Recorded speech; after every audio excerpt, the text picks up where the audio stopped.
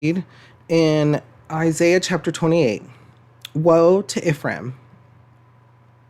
Woe to the wreath, the pride of Ephraim's drunkards, to the fading flower, his glorious beauty, set on the head of a fertile valley.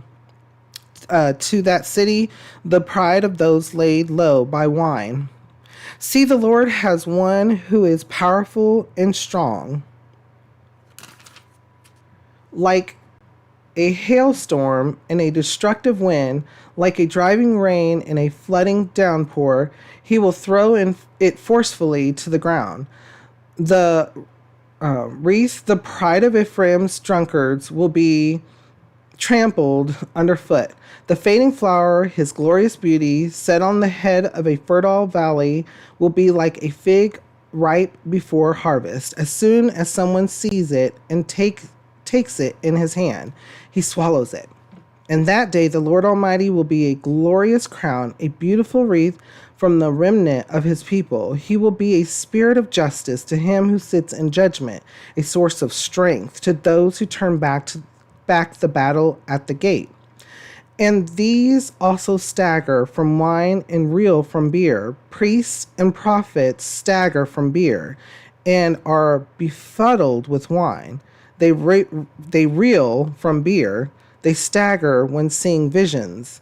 They stumble when rendering decisions. All the tables are covered with vomit, and there is not a spot without filth. Ooh, Lord, this is this is a lot. Who is it he is trying to teach? To whom is he explaining his message?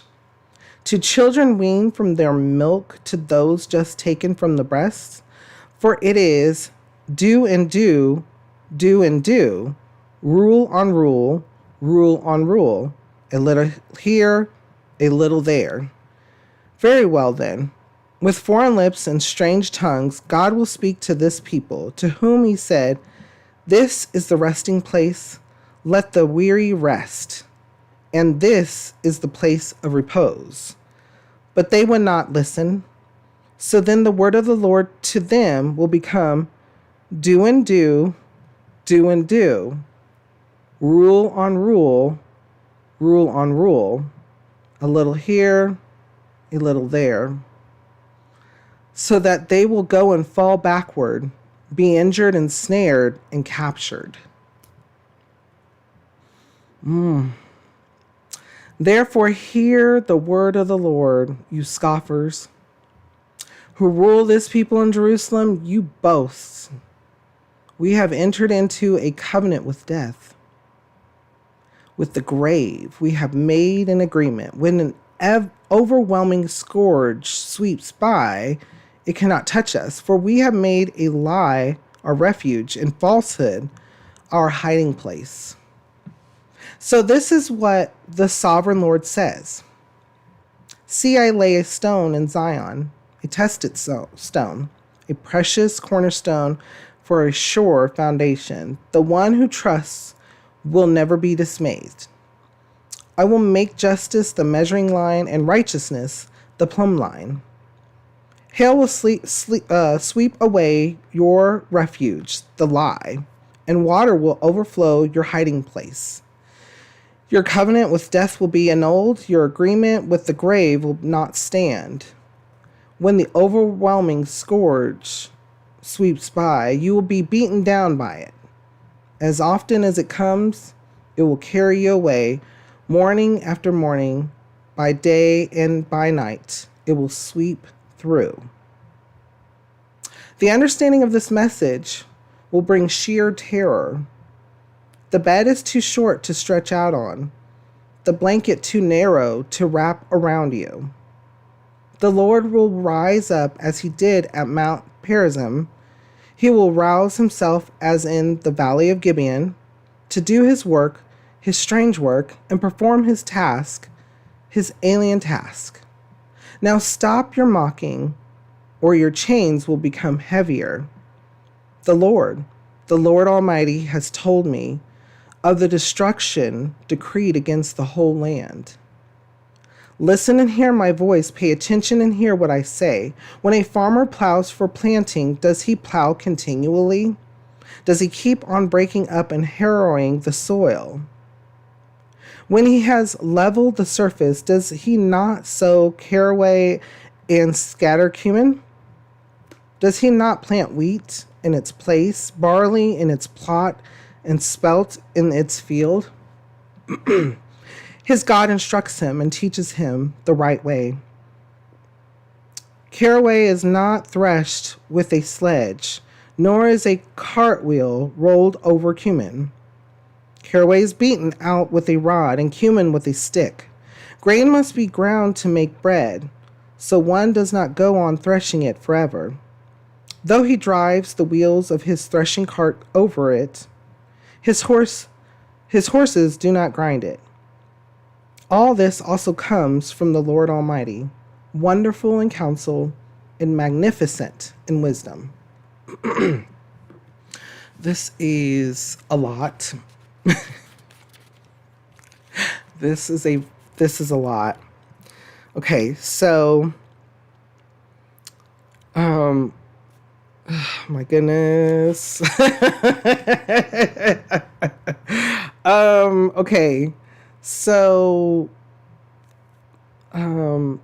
basically, okay, so Ephraim, so people in that time, Isaiah is talking about them. He's like, okay, so people are continually to be proud, they're not and arrogant, they're not worshiping the Lord, they're doing what they want to do. So he's telling them the prophecy, it's gonna be swept away. Okay, you're gonna be exiled.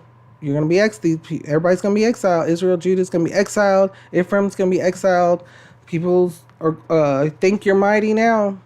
You think you're mighty now, but because you don't rely on the Lord anymore, this is what's going to happen. This is the consequence he's telling them.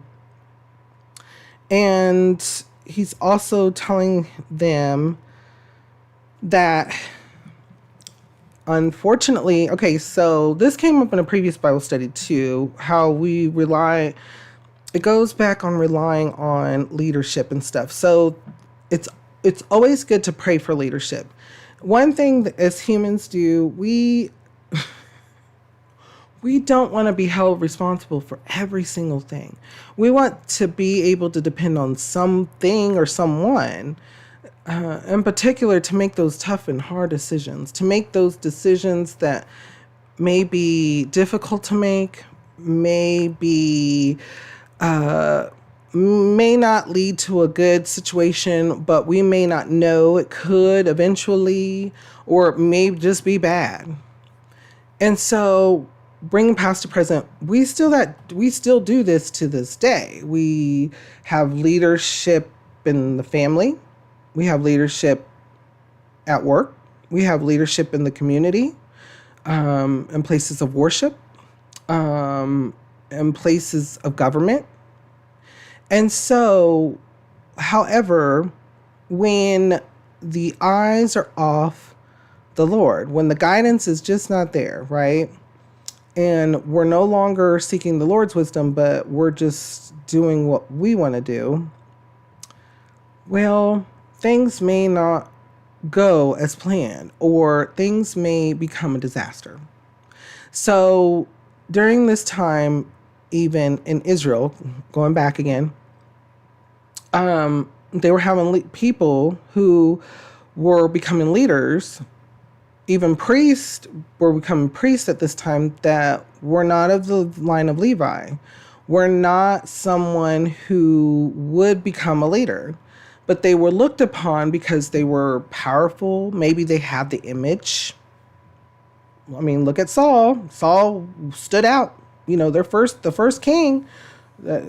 God gave the people what they thought they wanted. And so that's that stereotypical thing that we, has a presence. There may be someone that just looks the best out of all of the crowd. So we see that, and not to say that that's not a bad thing. No, no, no, not at all. What I'm saying is people rely on and look to others, someone who fits the part, who maybe acts better than they think of themselves, speaks better than they think of themselves. It's typically something better in our minds, in our humanistic mind. It's usually someone or something better. Typically, I know that we think, or a scapegoat. It's one or the other. It's one or the other. But it's typically okay. So we do that within. When we do that, do we seek the Lord? Do people as a community seek the Lord even to this day? Remember, there's choice. There's choice. So back then they were having people who were leading Israel astray. And so they were utilizing their own decision making.